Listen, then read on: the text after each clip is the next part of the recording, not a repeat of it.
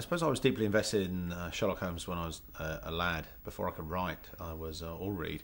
I listened to all the stories on tape, so I very much had an idea of who I thought how Sherlock Holmes should be personified, and how his relationship worked with Watson.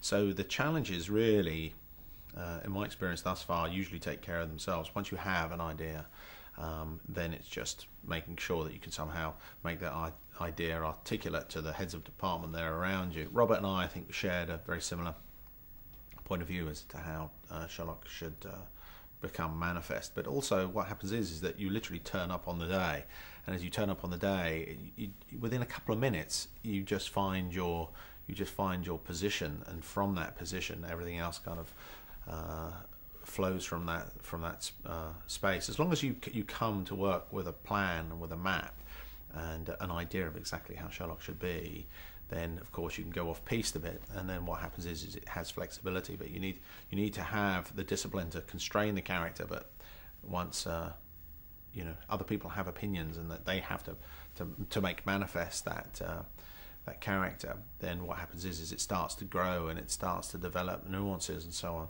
So I think my job is to sort of not be a straitjacket, but to allow some flexibility within that, what I suppose was initially my sort of my vision, but then that vision becomes augmented and informed by others.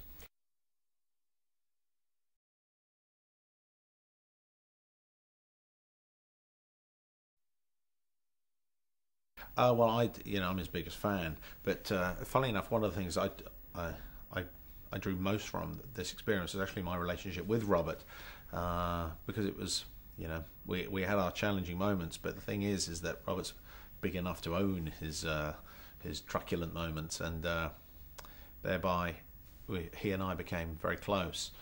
But it's funny, with the benefit of hindsight, it seems almost impossible to have used anyone else other than Robert. He just seemed so qualified for the role. So it really, I didn't really choose Robert. Robert just sort of happened. I was speaking to him about something completely different, and I was asking him who he thought Sherlock Holmes should be, and then from there it just suddenly realised I was talking to Sherlock Holmes. It's funny how that all transpired.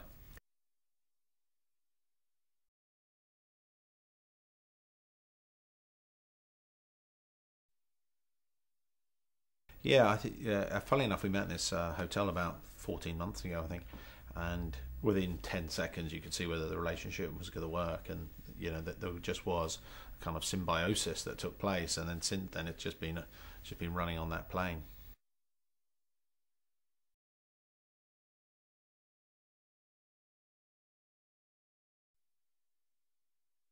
Well, I always thought Conan Doyle had a sort of very cinematic approach towards Sherlock Holmes. It just feels like it's a popular character and a popular relationship, and it was designed to. My feeling is it was designed. If the cinema existed, then Conan Doyle was writing for the cinema. So I think it's inherent that he's broadly accessible.